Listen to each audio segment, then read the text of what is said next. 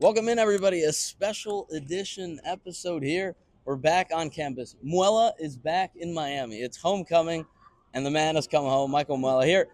Muelendez, Sports Spectrum, and unfortunately, I really wish that we were doing this on better terms. I honestly wish that Canes football hadn't come down, that the Dolphins were maybe a little better, but here we are, Mike. Yeah, so tell the people, first of all, how does it feel to be back, and what do you think about these two teams playing football down here in SoFla in the 305? I mean, first of all, thank you for allowing me to be here in Miami, my home. And then, it's great to be back. It's always good to catch up with everybody, the old crew, the old friends, professors, everybody just checking in and seeing old family members. It's always been great. And now as far as the football things go, Canes still have a chance. Dolphins season ended about 3 weeks ago. I mean, the JM is gone. Maybe sooner than that even? Would you say? Could you say? Yes, but the GM's gone, the head coach is gone, the quarterback is about to be gone, or the head coach, I should say, is about to be gone, and not great. And can you imagine Mike McDaniel in Brickell at bars after the game, still dressed in his sweatsuit? He looks like he just smoked a vape about every time I see him on the sideline right before the game. He's just there like... Unbelievable. It's pretty unreal. We're going to talk about that. We're going to talk about everything that's gone on, of course, with the Canes. Now, what's to come for maybe the ACC championship? Maybe. Maybe there's still CFP hope. Maybe, again, all big maybes. For the Dolphins, we just have to talk about the details of everything that they've done. But we will step aside for just 1 second, and we'll get you the read for Mike Muela back here in Miami in Coral Gables. This podcast is a proud production of EMM. The Muelendez Sports Spectrum is part of El Maestro Media, a digital platform for sports and politics that made its international debut at the 2024 Paris Olympics with over 240,000 views and 41,000 minutes watched. Visit our YouTube channel at El Maestro Media and on social media at TikTok, Instagram, and Twitter for the Muelendez Sports Spectrum, CONCACAF World Cup qualifiers, and political coverage around the U.S. And back here on the beautiful campus of the University of Miami, and we have to talk about Canes football. Look, people might not be happy to talk about Canes football in the way that we're going to do it, but honestly, it's something that everybody's talking about. We all I think there's a consensus right now that Miami might have already messed up their season. But let's just overall talk from a total viewpoint, all encompassing. It's been sad to see how far Miami's fallen after starting off the season against Notre Dame. We thought everything was in order, the run game, Carson Beck, the defense, and now look. Yeah, I mean, the season couldn't have started off any better if you're Miami.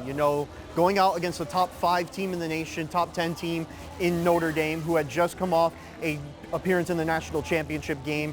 And look, Notre Dame is as talented as a football team as anybody. I mean, right now they've won 7 straight games. The only 2 losses have come against Miami and against Texas A&M, who are both now, Texas A&M is 3rd in the nation with the new college football playoff rankings, and Miami is 18th. So they're both still top 25 teams, but I mean, both of them have just gone in the completely opposite direction. Notre Dame is on the upward trajectory. They're likely going to get into the college football playoff as like a 10 or somewhere between like an 8 to a 10 seed at this point of the season.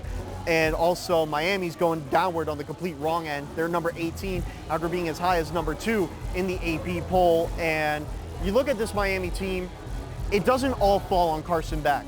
It all falls on the entire offense as well, because Miami's got a great offense, as talented as anybody in the country.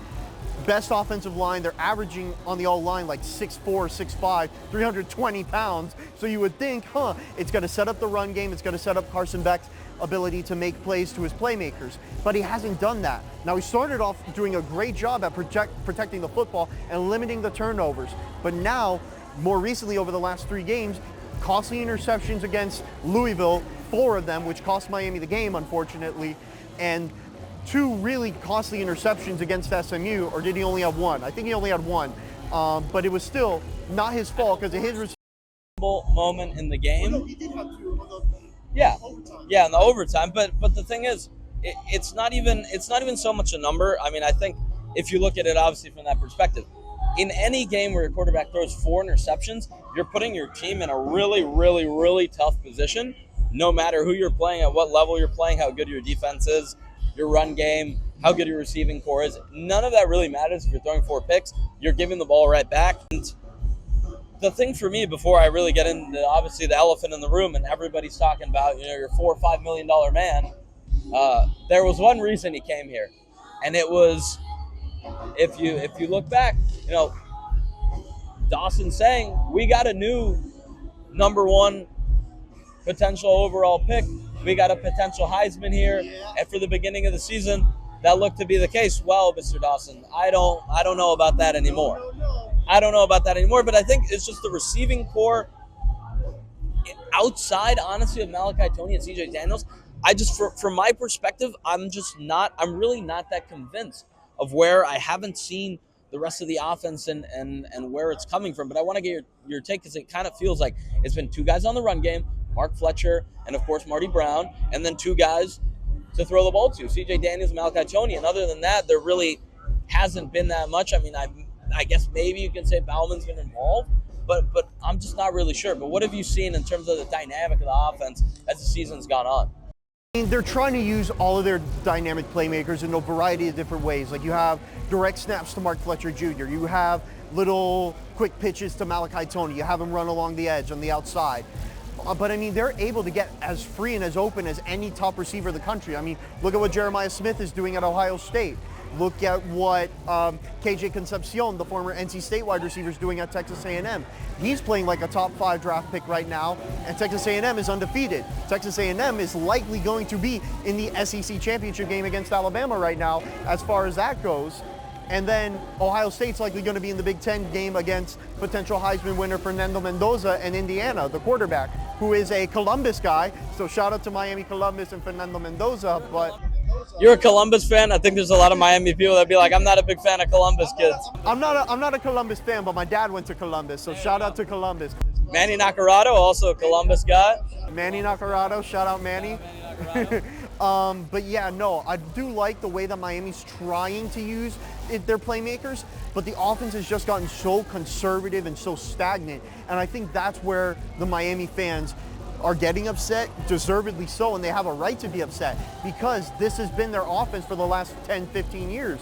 They have playmakers, but when it comes to late in the game, they abandon the running game, and then it forces all the pressure on Carson Beck and the defense. If you don't run down the clock, you don't keep your defense off the field, and next thing you know, they're tired, they're slow, they make sloppy mistakes. That same case happened against Louisville. Miami's defense led up 2 10, 15-play drives back-to-back on the first 2 defensive series of the game, and it resulted in touchdowns. Miami was down 14-0 early. They were down 7-0 early against Stanford. Now, thankfully, they were up early against SMU, but then they completely blew the second-half lead, and then the defense just made too many costly mistakes in the fourth quarter. I think it's come at the wrong times. And it's always in November, too. It's always, I mean, we've seen the record last year being already 1-2 in November, and now again you see the collapse start in October, and now we're in November, and it's like tomorrow, and we're gonna put this up on the screen right now. Getting to see, a guy like Ruben Bain, who at one point getting Heisman shouts, incredible guy. I mean, great attitude. Just getting a brief exchange with him and seeing honestly exactly what he's all about, and that he wants to get the team back on track, and even being a defensive player.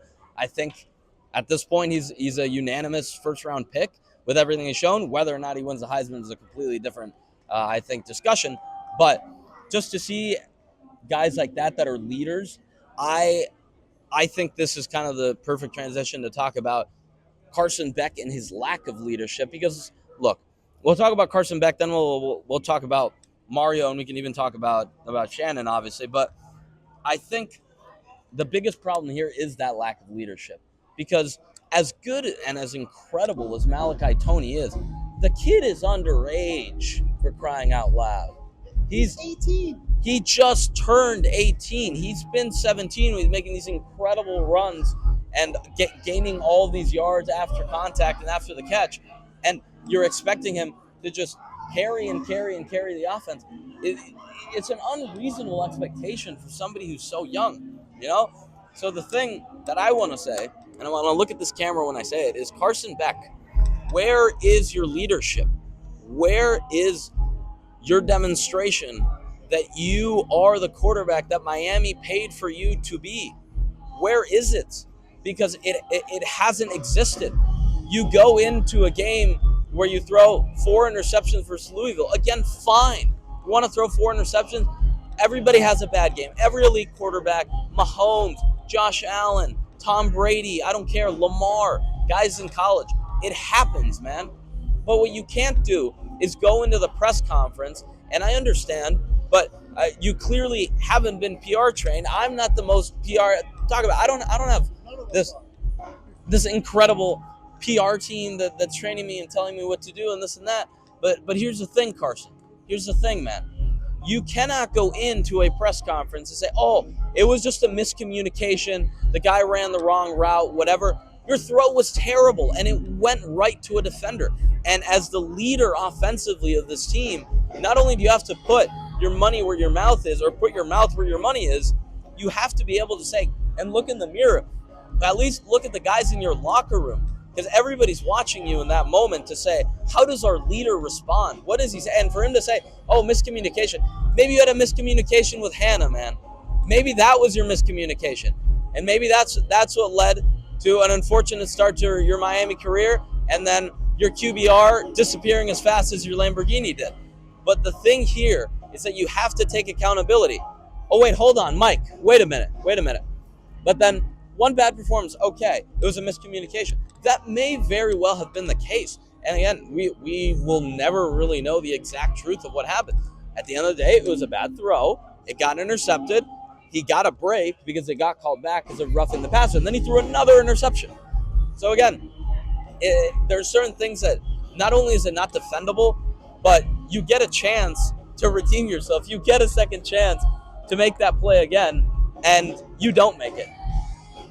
And then, once again, Carson Beck doubles down. And he says after the SMU game, where Miami became stagnant, they were leading, the comeback through the third and the fourth and into overtime, throws his second interception of the game. And what does he say? Oh, they were running the same thing all game.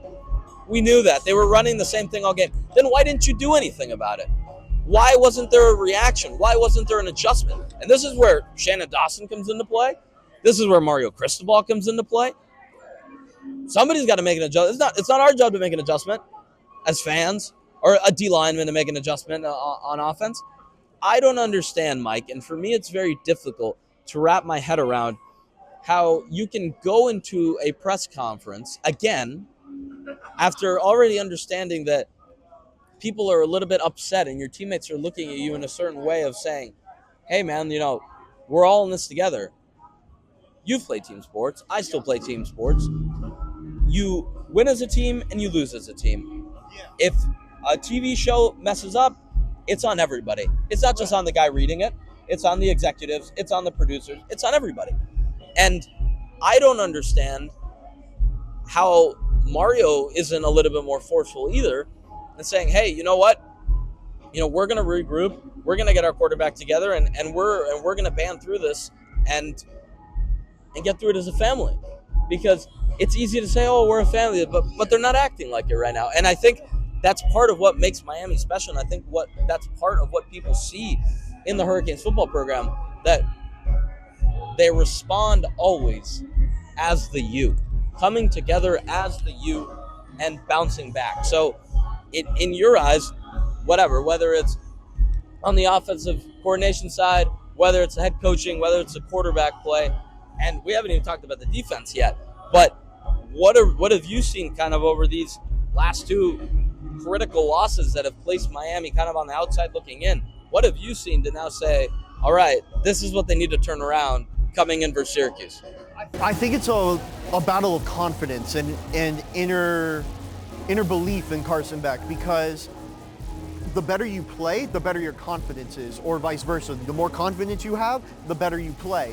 And yes, look, we all want Carson Beck as Miami fans to be the one that's going to take us back to the playoff, take us back to our first championship in over 20 years. But this is a way that the quarterback position at the University of Miami has been for the last 10, 15 years.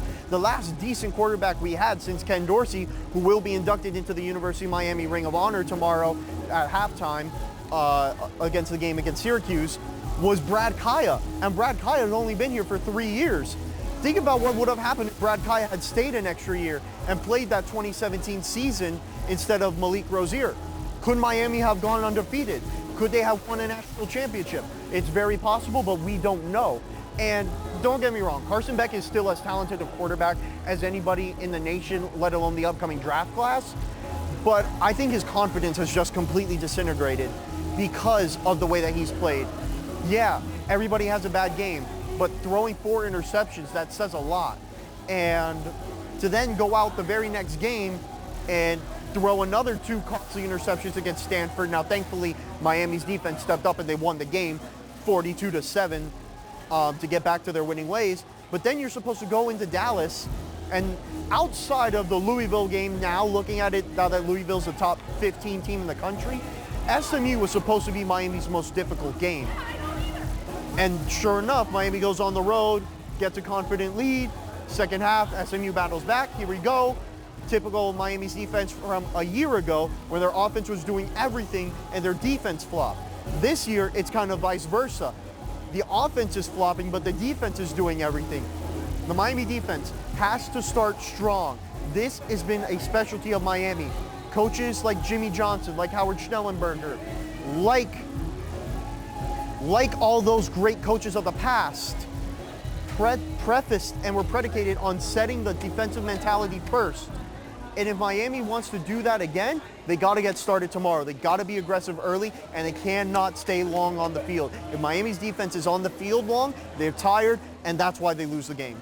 Absolutely. And it's the thing of they need to start controlling these things and realizing that, yes, the trends exist, but you have to be able to take what you learned in a previous game, forget about it, put that aside, and say, we now have to lock into a new game, a new opponent, and the schemes are different. They're always different. You have to approach every game differently. There's sometimes, even last season, where you're talking about getting to the Halloween game with Cam Ward against Florida State, and very, very run heavy. Very run heavy, trying to, at that point, incorporate the run game into the offense, and it's a little bit too late at that point. Miami knows what has worked for them, and they have to use it sparingly, I think. But at the same time, they have to realize, okay, we have what we have, we understand what works, and we really need to lock that in and make sure that this is what you use going forward, and we need it for momentum, and we need it for the confidence of our quarterback, for our coaching staff, and for our defense. Again, if they can just get those breaks and not be out there for these, even longer than 6-7 minute drives, maybe getting into the double digits. If you're going 10, 11, 12, 13 minute drive, that's really bad for the defense, because if the offense goes 4 and out, or maybe they get 1 first down and then have to punt it away, defense back right out on the field, and that's just not ideal for Miami. Yeah, and that's not how you're going to win games. Now, I want to talk about the playoff chances for a little bit, because although Miami needs a lot of help, they're technically still not out. Now, Miami's currently sitting at 2-2 in the ACC. Now, they can still make the ACC championship game, but they're going to need a lot of help from Georgia Tech, who needs to lose quite a few more games. They're going to need a lot of help from Louisville, and they're going to need a lot of help from Virginia. Now, Louisville does play SMU later on this season, but here's the only problem. Georgia Tech and Virginia, they don't play each other, and that right now is likely going to be what the ACC championship game is. Now, can Miami still make the playoff without getting into the ACC championship game? Sure.